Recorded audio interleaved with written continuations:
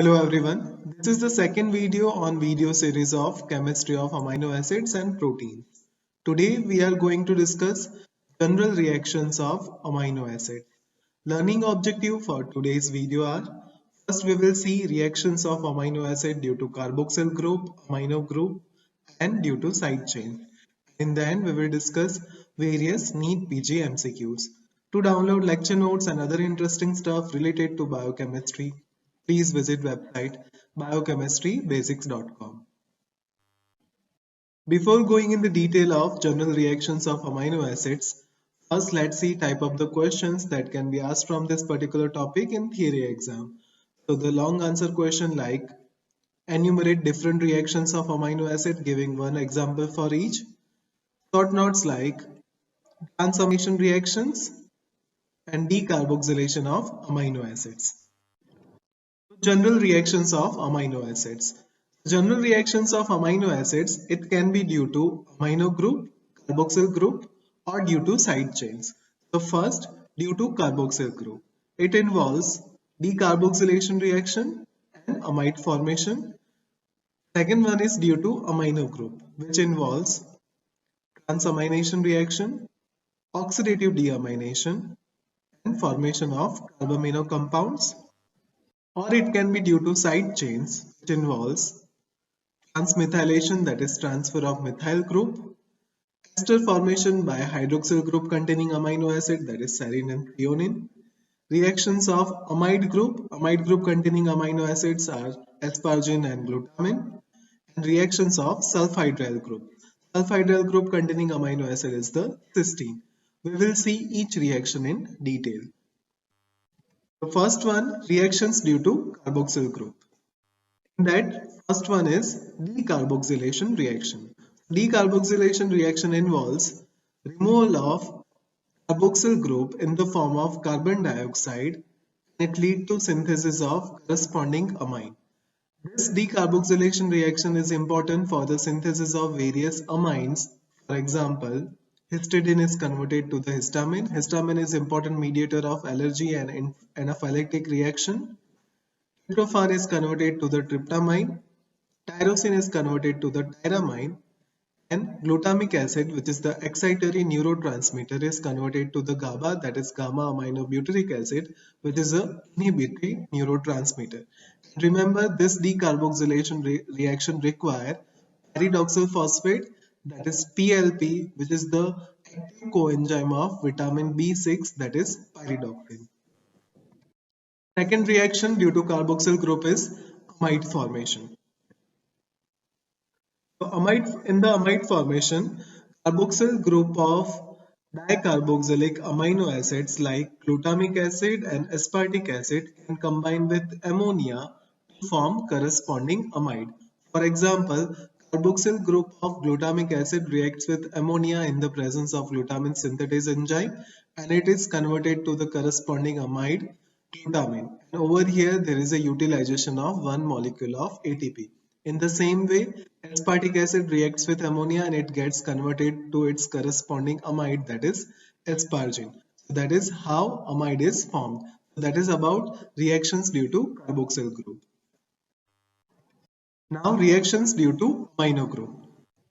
That first one is the transamination reaction.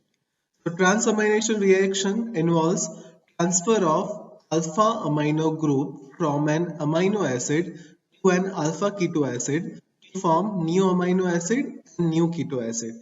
And this transamination reaction is important reaction in the body for the interconversion of amino acid as well as for the synthesis of non-essential amino acid. So transamination reaction involves transfer of alpha amino group from amino acid, for example glutamate, to alpha keto acid, that is pyruvate, which leads to synthesis of new amino acid, that is alanine, and new keto acid, that is alpha ketoglutarate. And this reaction is important for the synthesis of non-essential amino acid. The transamination reaction requires alanine aminotransferase as an enzyme and PLP as a coenzyme. So that is transamination reaction. Second reaction due to amino group is the oxidative deamination. Oxidative deamination reaction involves alpha amino group is removed from the amino acid to form corresponding keto acid and ammonia. So the amino group from the amino acid, for example, glutamate or glutamic acid is removed in the form of ammonia. So this amino acid is converted to the keto acid, that is alpha ketoglutarate. Remember, glutamic acid is the most common amino acid to undergo oxidative deamination. And glutamic acid, after undergoing oxidative deamination, it releases the ammonia. The two reactions, that is transamination and oxidative deamination, are metabolically coupled, and that's why they are most commonly referred as a oxidative transdeamination. So that is oxidative deamination. Third and last reaction due to amino group is the formation of carbamino compound. In this reaction, carbon dioxide adds to the alpha amino group of amino acid to form a carbamino compound. And this reaction occurs at the alkaline pH, and it serves as a mechanism for the transport of carbon dioxide from tissues to the lung by hemoglobin. So that is formation of carbamino compound. So that is all about reaction due to amino group. Now we will see reaction due to side chain. In that, first one is the transmethylation reaction. In the transmethylation reaction, methyl group of methionine, after getting activated, may be transferred to the acceptor. This acceptor, which becomes methylated acceptor, and this methionine is converted to the homocysteine. So methyl group of methionine, after getting activated, that is S-adenosyl methionine, is transferred to the acceptor.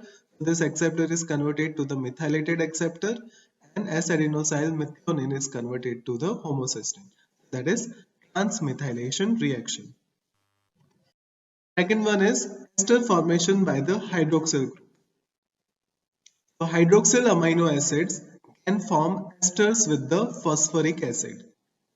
In this manner, serine and threonine residues of proteins are involved in the formation of phosphoprotein. And similarly, these hydroxyl groups can form O-glycosidic bond with carbohydrate residues to form a glycoprotein.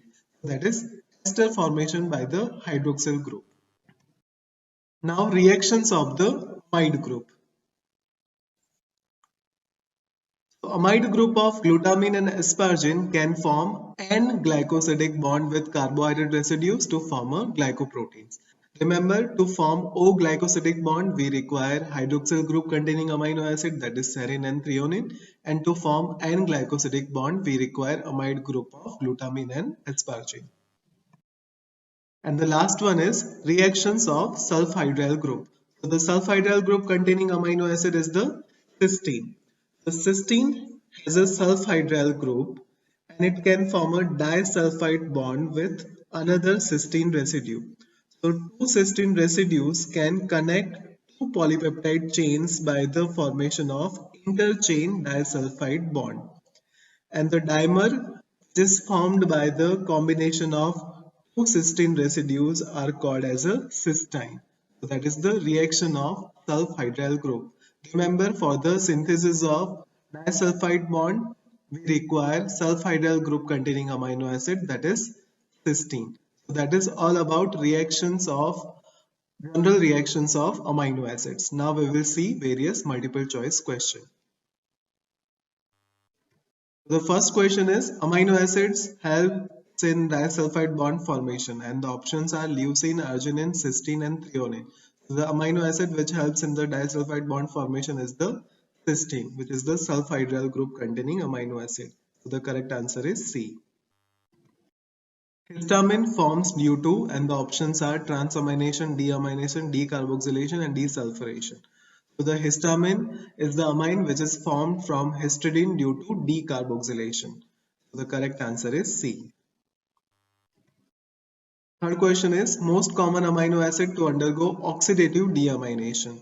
And the options are glutamine, glutamic acid, asparagine, and aspartic acid. So the most common amino acid to undergo oxidative deamination is the glutamic acid. So the correct answer is B. These are my references. Thank you for watching. Please like, share and subscribe Biochemistry Basics by Dr. Amit, and don't forget to press the bell icon so you can get all the notifications from it. Thank you.